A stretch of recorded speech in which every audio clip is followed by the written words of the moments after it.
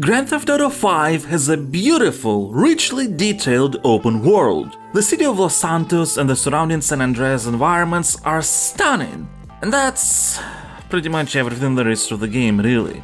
The core gameplay is just okay. Movement feels awful, shooting is bearable when full aim assist is turned on, driving is fine.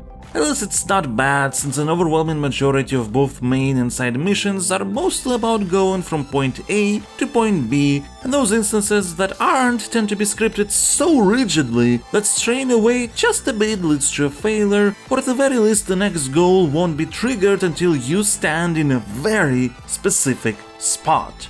Technically, there are a lot of activities outside of missions, but there is nothing much to them, and a lot are just mini-games like tennis or pretty passive activities like movie theaters and strip clubs, all of which might feel novel interacting with once, and then they just become clutter on the map.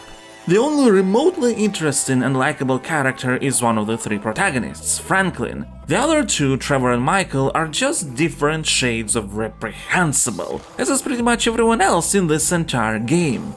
Grand Theft Auto 5 confuses satire with just being mean and awful. And the story, despite the writing attempting to make it look dramatic, which is propped up by actually amazing voice acting and somewhat stiff but still good enough animations, is just a series of thinly connected events that don't really amount to anything. Stuff just happens. What Grand Theft Auto 5 definitely has going for it is an absolutely astounding amount of little details. From sweat appearing on clothes when running for a while, to characters commenting on your actions during a mission in those rare cases when your agency isn't denied. This attention to details reaches its peak in the 5 heists we'll be carrying out throughout the story. Major events that play out differently depending on our chosen approach and crew members. Our choices change not only the core structure of the heist missions, but also what combinations of scripted events will happen, and a lot of dialogues between characters as well.